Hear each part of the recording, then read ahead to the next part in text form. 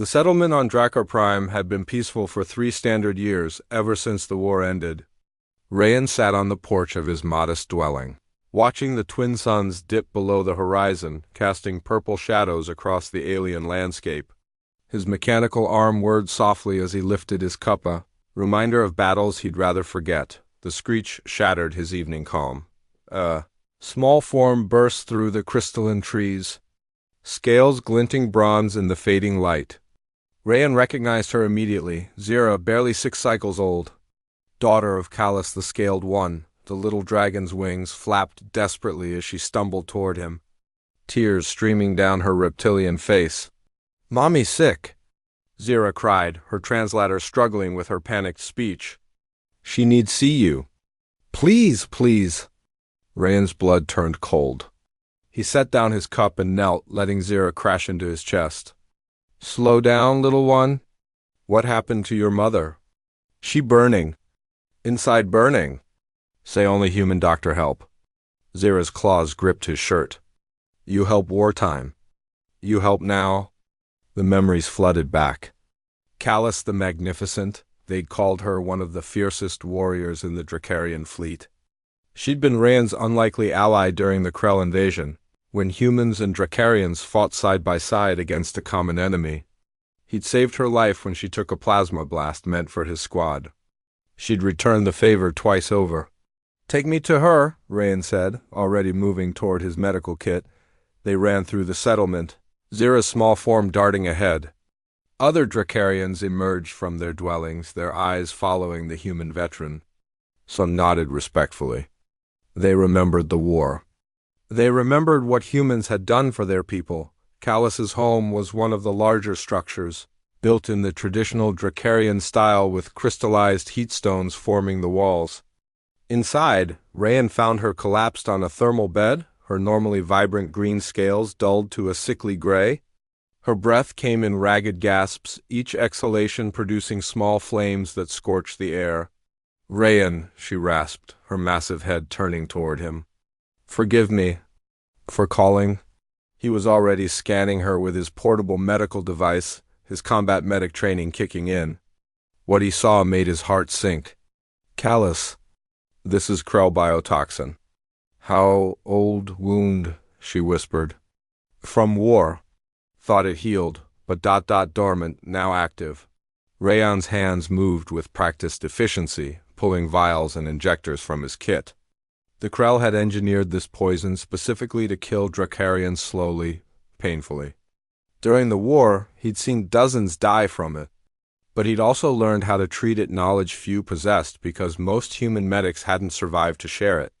"Zira, I need you to be brave," Rayan said, not looking up from his work. "Get me hot water." 3 containers, the little dragon scurried away. "There's a 40% chance this works," Rayan said quietly, preparing the counteragent. "The toxin's been in your system for years. It's integrated into your cellular structure." Callus's eye, large as Rayan's fist, focused on him. "You saved me before. I trust you, little human." "I'm not so little anymore," Rayan said with a sad smile, gesturing to his graying hair. "To me, you always be the young soldier who threw himself on grenade meant for me." The treatment took hours.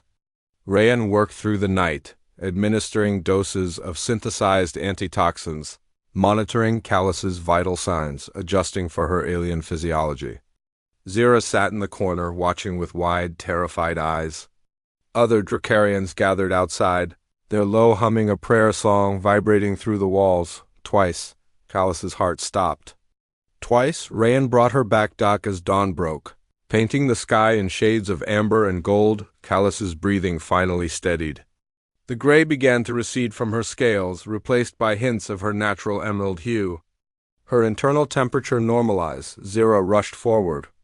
"Mommy?" "I'm here, little flame," Callus whispered. Extending one massive claw to touch her daughter's small face, Rayan sat back, exhausted. His mechanical arm sparked. He'd pushed it too hard. But it didn't matter. "You saved me again?" Callus said, her voice stronger now. "How can I ever repay—" "You already have," Rayan interrupted, watching Zira curl up against her mother's side. You gave me a reason to use these skills for something other than war. You reminded me why we fought. He stood, gathering his equipment. Rest, I'll check on you tomorrow. Rayan?